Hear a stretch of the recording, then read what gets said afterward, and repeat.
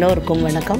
Veg கைவ் சேனலுக்கு உங்களை அன்புடன் வரவேற்கிறேன். இன்றைக்கி நம்ம பார்க்க போகிறது சம்மருக்கு ஒரு ஸ்நாக்ஸு தான். அதாவது வேர்க்கடலைங்கிறது ரொம்ப உடம்புக்கு சக்தி தரக்கூடியது. வாங்க இன்றைக்கி நம்ம கொக்கோ மிட்டாய், அதாவது டவுன் சவுத்தில் கொக்கோ மிட்டாய்ங்கிறது ரொம்ப ஃபேமஸ். கடலை மிட்டாய் தான், ஆனால் அந்த டேஸ்ட் ரொம்ப நல்லாயிருக்கும். கடலை மிட்டாய் வெல்லத்தில் பண்ணுவாங்க, இது கொஞ்சம் சுகரில் பண்ணுவாங்க. பாதி பேர் வெல்லமும் சுகரும் கலந்தும் பண்ணுறது உண்டு. இதில் நம்ம இந்த கொக்கோ மிட்டாய் எப்படி செய்யலாங்கிறத வீடியோக்குள்ளே போய் பார்க்கலாம் வாங்க. ஒரு அடிகனமான பாத்திரத்தை எடுத்து அடுப்பில் வச்சுட்டோம். சட்டி கொஞ்சம் சூடான உடனே 1 கப்பு வேர்க்கடலை, தோல் நீக்கின வேர்க்கடலை நான் இப்போ எடுத்திருக்கேன். இது வறுத்தது தான், சூடு மட்டும்தான் பண்ண போகிறோம். பச்சைக்கடலைன்னா நல்லா வறுத்து எடுத்துக்கணும், தோலை நீக்கிடணும். இப்போ சூடு வந்த உடனே அதை நம்ம ஒரு தட்டில் போட்டு ஆற வச்சிட்டோம். 1 கப் அளவுக்கு வேர்க்கடலை எடுத்துருந்தோம். 1/2 கப் அளவுக்கு சுகரும் 1/4 கப் அளவுக்கு தண்ணியும் இதில் சேர்த்துக்கிறோம். அந்த சூடான சட்டியில் இது கரைஞ்சிக்கிட்டு இருக்கட்டும். இப்போ சர்க்கரை கரைஞ்சிட்ருக்கு. இப்போ நம்ம வறுத்து ஆறின வேர்க்கடலையை மிக்சியில் சேர்த்துட்டு நான் நைஸாக அரைச்சிருக்கேன். ரவை மாதிரி அரைச்சிட்டேன். ஒரு சிலர் கொஞ்சம் குருணை பதத்தில் அரைப்பாங்க. உங்களுக்கு எப்படி வேணுமோ வச்சுக்கோங்க. இதிலேருந்து எண்ணெய் பிரியணும். உங்களுக்கு பார்த்தாலே தெரியும், எண்ணெய் பிரிஞ்சு வந்திருக்கு. அந்த அளவுக்கு இதை நம்ம அரைச்சிக்கிறலாம். நான் அரைச்சி செய்கிறேன். உங்களுக்கு இந்த வாசனை பிடிக்காதுன்னா கொஞ்சம் குருணையாக அரைச்சிக்கோங்க. சர்க்கரை நல்லா காஞ்சிருந்துச்சு, கரைஞ்சி இருந்தது. இப்போ அது நல்லா ஒன்று போல் கொதிச்சு வருது. பிசுக்கு பதம் வரணும்.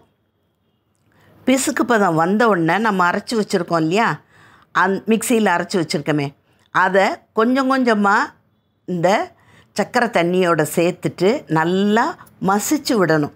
அதாவது சர்க்கரை தண்ணியும் இந்த வேர்க்கடலை பேஸ்ட் மாதிரி ஆகிருக்கும் அந்த எண்ணெயெல்லாம் வந்ததுனால.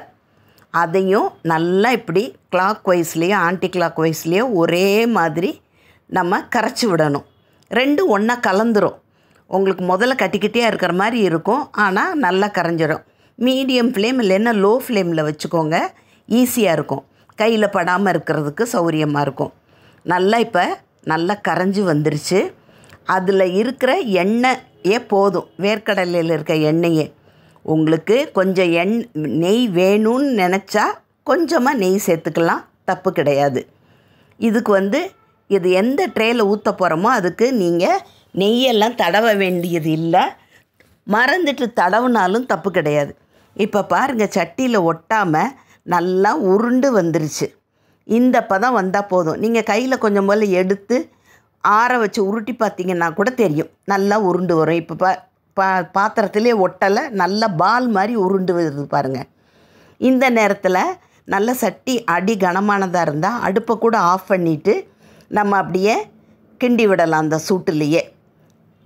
இப்போ நான் அந்த மாதிரி தான் நல்லா அடுப்பை ஆஃப் பண்ணிவிட்டு நல்லா கிண்டி விட்டுக்கிட்டு இருக்கேன். உருண்டு பாருங்கள், உருண்டையாக ஆயிடுச்சு.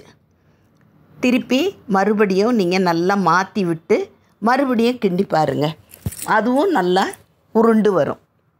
இந்த மாதிரி நல்லா உருள்ற அளவுக்கு நம்ம கிண்டி விடணும்.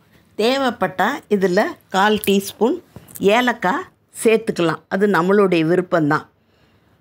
இதை ட்ரே வச்சுருந்தோம்ல, அதில் எடுத்து ஃபுல்லாக கொட்டிட்டு அதை ஒரு ஸ்பூனை வச்சு நல்லா மேல் பாக்கத்தை நல்லா சமப்படுத்தி விட்டுறணும். இல்லைன்னா ஒரு டவராவோ கிண்டமோ எடுத்துக்கிட்டு அதோட அடிபாகத்தை வச்சு கூட நீங்கள் சமப்படுத்தலாம். மேலே நல்லா சமமாயிடணும், கீழே ஆட்டோமேட்டிக்காக அதுவே சமமாக தான் இருக்கும். கொஞ்சம் சூடாக இருக்கும் போதே நம்ம பீஸ் போட்டுறணும். நான் கொஞ்சம் பெரிய பெரிய பீஸ் போட்டிருக்கேன். நீங்கள் அதையே நம்ம கடையில் கிடைக்கக்கூடிய குட்டி குட்டி பீஸாகவும் போட்டு குழந்தைங்களுக்கு கொடுக்கலாம்.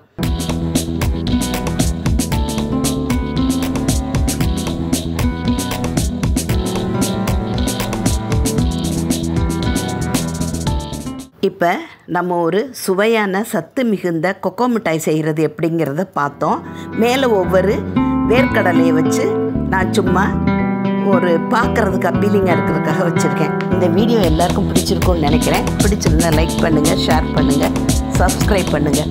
அடுத்த வீடியோவில் சந்திக்கும் வரை நன்றி, வணக்கம்.